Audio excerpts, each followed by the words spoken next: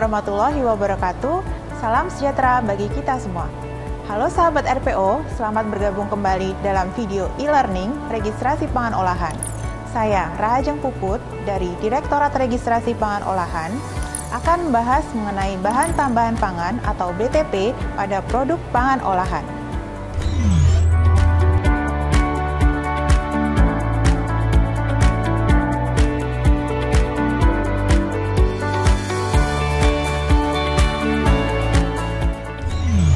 Sahabat RPO, tujuan dari mengetahui jenis dan fungsi BTP pada pangan olahan adalah agar masyarakat dapat meningkatkan keamanan pangan melalui penggunaan BTP yang benar.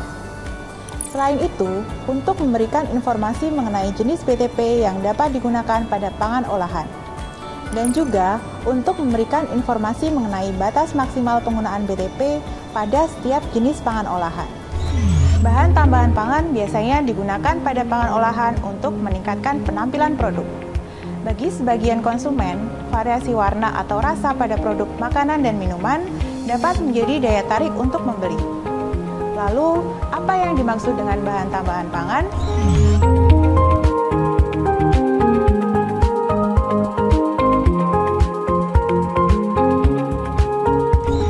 Bahan tambahan pangan atau BTP adalah bahan yang ditambahkan ke dalam pangan untuk mempengaruhi sifat atau bentuk pangan.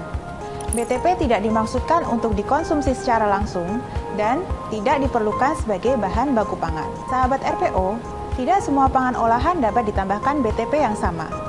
Jenis dan kadar penggunaan BTP pada pangan olahan diatur dalam Peraturan Badan Pengawas Obat dan Makanan. Dasar hukum yang mengatur tentang bahan tambahan pangan adalah sebagai berikut.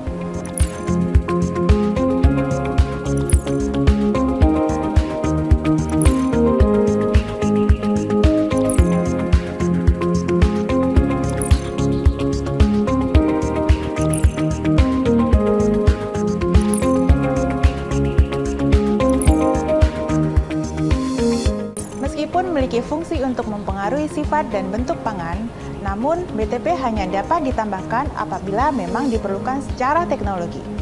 Misalnya, untuk memperpanjang umur simpan produk menggunakan BTP pengawet, untuk meningkatkan stabilitas pangan menggunakan BTP penstabil, untuk meningkatkan rasa menggunakan BTP penguat rasa, untuk meningkatkan penampilan pangan olahan menggunakan BTP pewarna. Sebaliknya, penggunaan BTP dilarang jika bertujuan untuk menyembunyikan penggunaan bahan yang tidak memenuhi persyaratan, menyembunyikan cara kerja yang bertentangan dengan cara produksi pangan olahan yang baik, dan menyembunyikan kerusakan pangan. Sahabat RPO, dalam peraturan tentang BTP dikenal istilah golongan BTP. Yang dimaksud dengan golongan BTP adalah kelompok BTP yang didasarkan pada fungsi teknologi BTP. Menurut Peraturan Badan POM tentang bahan tambahan pangan, terdapat 27 golongan BTP yang diizinkan untuk digunakan pada pangan olahan. Dan berikut adalah golongan BTP sesuai dengan fungsinya.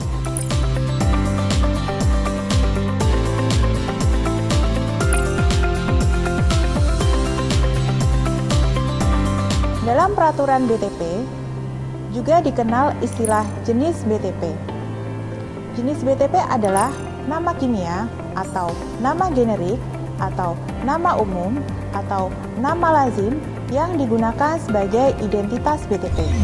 Misalnya, sahabat RPO memproduksi bakso dengan komposisi sebagai berikut. Untuk mengetahui jenis BTP, penggunaan pada pangan olahan, serta batas maksimal penggunaannya dapat dilakukan dengan beberapa cara. Yang pertama adalah menggunakan aplikasi Ayo Cek BTP. Sebelumnya, sahabat RPO dapat mengakses peraturan kategori pangan melalui website www.jdih.pom.go.id. Kita dapat menginput kata kunci kategori pangan dan mencari peraturan yang sesuai. Sahabat RPO dapat mencari kategori pangan bakso dengan menuliskan pada tools pencarian. Dalam peraturan tersebut, bakso diatur dalam kategori daging, unggas, hewan buruan yang dihaluskan, dan diolah dengan perlakuan panas. Selanjutnya, sahabat RPO dapat mengakses aplikasi web atau aplikasi Android Ayo Cek BTP. Bila kita ingin mengetahui jenis BTP pengawet yang diizinkan pada bakso, maka pada kolom golongan dapat dipilih pengawet. Dan pada kolom nama kategori pangan, dapat dipilih daging, daging unggas, dan daging hewan buruan yang dihaluskan dan diolah dengan perlakuan panas. Output yang dihasilkan adalah informasi mengenai BTP pengawet yang diizinkan digunakan, batas maksimal BTP yang diizinkan untuk ditambahkan, serta informasi lainnya. Mudah bukan? Cara yang kedua adalah cek peraturan BTP. Sahabat RPO dapat kembali mengakses web jdih.pom.go.id. Selanjutnya masukkan kata kunci bahan tambahan pangan dan mencari peraturan yang sesuai.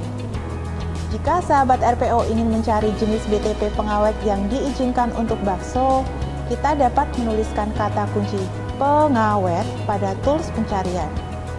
Dalam peraturan tentang BTP, terdapat 35 jenis BTP yang berfungsi sebagai pengawet. Selanjutnya, sahabat RPO dapat mencari jenis BTP pengawet yang diizinkan digunakan pada kategori pangan, daging, unggas, hewan buruan yang dihaluskan dan diolah dengan perlakuan panas. Sebagai contoh, kita dapat melihat jenis BTP kalium sorbat, apakah diizinkan atau tidak untuk ditambahkan pada bakso. Pada tools pencarian, dapat diketik kata kunci kalium sorbat, dan berdasarkan peraturan, kalium sorbat diizinkan ditambahkan pada kategori daging, unggas, hewan buruan yang dihaluskan dan diolah dengan perlakuan panas dengan batas maksimal 1000 mg per kilogram. Batas maksimal penggunaan BTP dinyatakan dalam satuan numerik atau cara produksi pangan yang baik disingkat sebagai CPPB. Sebagai contoh, BTP asam sorbat memiliki batas maksimum dalam satuan numerik sebesar 1000 mg per kilogram, dihitung sebagai asam sorbat. Sedangkan mononatrium glutamat atau MSG memiliki batas maksimal CPPB atau diartikan dapat ditambahkan secukupnya. Untuk menentukan apakah BTP yang digunakan wajib dianalisa kadarnya pada produk akhir atau tidak, maka dapat dilihat dari nilai asupan harian yang dapat diterima atau acceptable daily intake yang disingkat ADI dan nilai batas maksimal pada produk akhir. Pada contoh berikut, asam sorbat memiliki nilai ADI, sedangkan MSG ADI-nya dinyatakan not specified. Berdasarkan kedua contoh tersebut, dapat disimpulkan bahwa BTP asam sorbat wajib dilakukan analisa kadarnya pada produk akhir, sedangkan MSG tidak wajib dilakukan analisa. Perlu dicatat bahwa analisa kadar BTP wajib dilakukan di laboratorium pemerintah atau laboratorium swasta yang terakreditasi ya sahabat RPO. Bahan tambahan pangan untuk masing-masing golongan dapat digunakan secara tunggal ataupun campuran pada jenis pangan tertentu. Campuran BTP dalam satu golongan terkadang digunakan pada pangan olahan untuk memperoleh hasil yang lebih optimal. Penggunaan BTP secara campuran diizinkan dengan syarat memenuhi kriteria rasio masing-masing jenis BTP, di mana tidak boleh lebih dari 1. Berikut adalah contoh perhitungan rasio campuran BTP pengawet pada jeli agar. BTP campuran pengawet digunakan pada formula jeli agar yang terdiri dari BTP asam sorbat sebanyak 600 mg per kilogram dan asam benzoat sebanyak 50 mg per kilogram. Batas maksimal penggunaan asam sorbat pada jeli sebesar 1000 mg per kilogram sebagai asam sorbat. Sedangkan batas maksimal penggunaan asam benzoat sebesar 200 mg per kilogram sebagai asam benzoat. Perhitungan rasio dilakukan dengan menjumlahkan hasil bagi antara kadar penggunaan masing-masing BTP dengan nilai batas maksimal masing-masing BTP. Berdasarkan perhitungan tersebut, diketahui rasio BTP pengawet pada jeli sebesar 0,85 yang berarti memenuhi persyaratan rasio kurang dari 1. Penggunaan BTP secara benar dapat meningkatkan keamanan pangan olahan. Oleh karena itu, Informasi penggunaan BTP wajib diketahui oleh masyarakat. Berikut beberapa tips tentang penggunaan BTP. Gunakan BTP sesuai dengan peruntukan dan dengan takaran yang tidak melebihi batas maksimal. Pilih BTP yang diizinkan sesuai dengan peraturan yang berlaku. Pilih produk BTP yang telah memiliki nomor izin edar dari Badan POM. Perhatikan takaran penggunaan serta penggunaan sesuai dengan petunjuk yang tercantum pada label. Demikian informasi tentang bahan tambahan pangan yang dapat saya sampaikan. Apabila terdapat pertanyaan lebih lanjut, dapat menghubungi akses informasi dan pengaduan sebagai berikut. Semoga informasi ini bermanfaat bagi sahabat RPO. Saya akhiri dengan pantun, BTP penstabil dicampur anti buih. Cukup sekian dan terima kasih. Saya Rahajeng undur diri. Wassalamualaikum warahmatullahi wabarakatuh.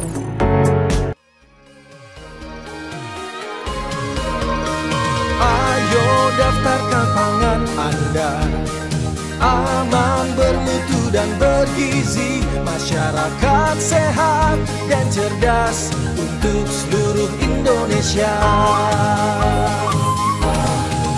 Direktorat Registrasi Pangan Olahan selalu siap melayani Anda. Registrasi pangan olahan Badan POM, proses gampang, terjangkau dan cepat.